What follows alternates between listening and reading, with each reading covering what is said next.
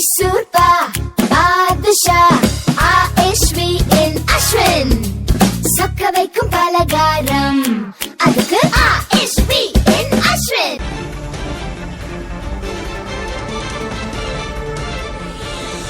CV. Shanmugam ராஜினாமாவை தொடர்ந்து காலியான மாநிலங்களவை எம்பி பதவிக்கு ஜூன் 18 தேர்தல் நடைபெறுகிறது. சி.வி. சண்முகம் சட்டமன்ற தேர்தலில் போட்டியிடுவதற்காக அந்த இடத்தை ராஜினாமா செய்தார். தற்போது அந்த மாநிலங்களவை இடத்துக்கு தேர்தல் நடைபெறுகிறது. இது தொடர்பாக கூடுதல் விவரங்களை தருவதற்காக நம்முடைய மூத்த பத்திரிகையாளர் தராஷி ஷாம் இணைந்திருக்கிறார். வணக்கம் திரு தராஷி ஷாம். சி.வி. சண்முகம் ராஜினாமாவால தற்போது மாநிலங்களவைக்கு இடைத்தேர்தல் வருது.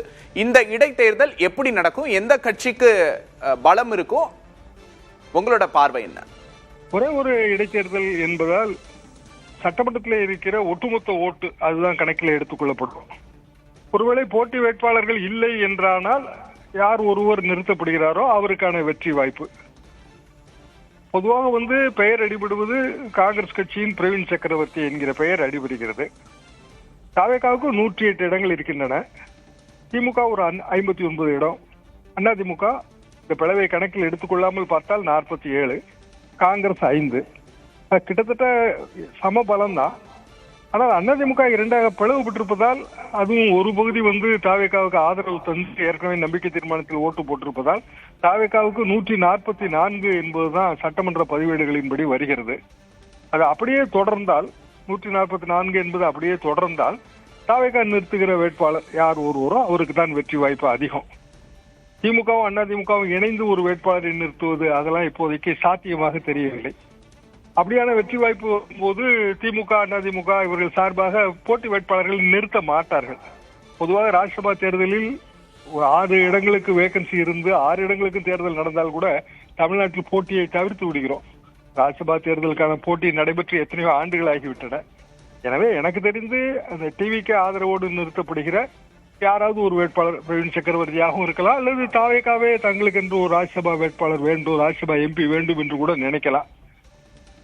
அவர்களுக்கு தான் வெற்றி வாய்ப்பு அதிகம் என்று நான் நினைக்கிறேன். பிரவீன் சக்கரவர்த்திக்கு தாவேகா சார்பில் அந்த பதவி கொடுக்கப்படலாம் அப்படின்னு சொல்றீங்க. தங்களோட முதல் டெல்லி நகர்வு, முதல் எம்பி, அதை தாவேகா விட்டு கொடுப்பாங்க அப்படின்னு நினைக்கலாமா? இல்ல அதுக்கு பின்னாடி என்ன கணக்கு இருக்கு? பொதுவாக அப்படி விட்டு கொடுக்க கூடாது, அதுதான் அவர் அரசியல் கட்சியின் அழகு.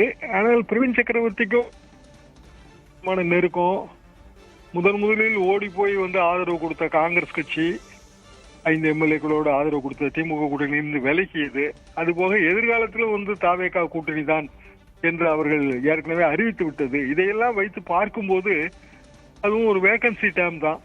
இன்னும் கொஞ்ச நாள் தான் பாக்கி இருக்கும், 1 வருடங்கள் தான். அப்ப தாவேகா அப்படியான ஒரு முடிவு எடுக்கலாம். ஏன்னா எதிர்காலத்தில் வர்ற ராஜ்யசபா சீட்டுகளில் காங்கிரஸ் ஆதரவு கிடைக்கும். தாவேகாவின் ஃபுல் டேர்ம் எம்பிஸ் போவதற்கான வாய்ப்பு இருக்கிறது, ராஜ்யசபா எம்பிஸ் போவதற்கான வாய்ப்பு இருக்கிறது. எதிர்கால நன்மையை கருத்திலே கொண்டு தாவேகா இப்படியான ஒரு கிளவர் மூவ் எடுக்கலாம், எடுக்க கூடாது என்று சொல்ல முடியாது. தாவேகாவுக்கு இதனால் ஏற்படும் பலன் என்ன? எதிர்கால நகர்வு அப்படிங்கும் போது காங்கிரஸ் தாவேகாவை வைத்து என்ன கணக்கு போடுகிறது?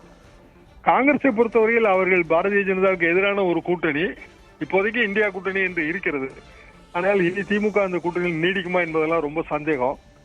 மம்தா பானர்ஜி ஏற்கனவே அந்த கூட்டணியில் இப்போது இல்லை. ஆனால் அதே நேரத்தில் உத்தரப்பிரதேசத்தில் தேர்தல் வருகிறது.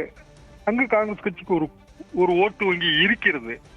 அதுபோக ஏற்கனவே உத்தரப்பிரதேசத்துல முலாயம் சிங் யாதவ் அவர்களின் கட்சி அகிலேஷ் யாதவ் காங்கிரஸோடு தான் கூட்டணி என்பதை இப்போது மீண்டும் அறிவித்திருக்கிறார்.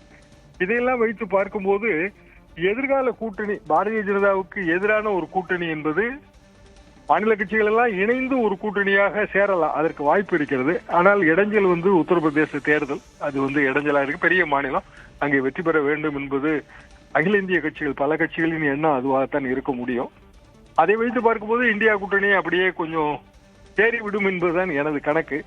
அப்படி என்றால் அதுல தாவேகாவுக்கு இடம் கொடுப்பதற்கு, இடம் பெற்றுக் கொடுப்பதற்கு கண்டிப்பாக காங்கிரஸ் கட்சி முயற்சி செய்யும். அது தமிழ்நாட்டிலே திமுகவை தவிர்த்து விட்டு தமிழக வெற்றி கழகம் இந்தியா கூட்டணிக்கு போவதற்கான வாய்ப்புகள் பிரகாசமாக இருக்கின்றன.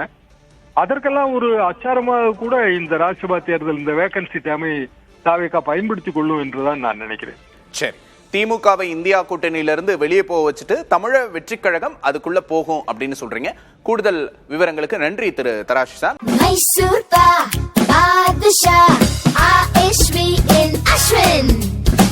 வைக்கும் பலகாரம்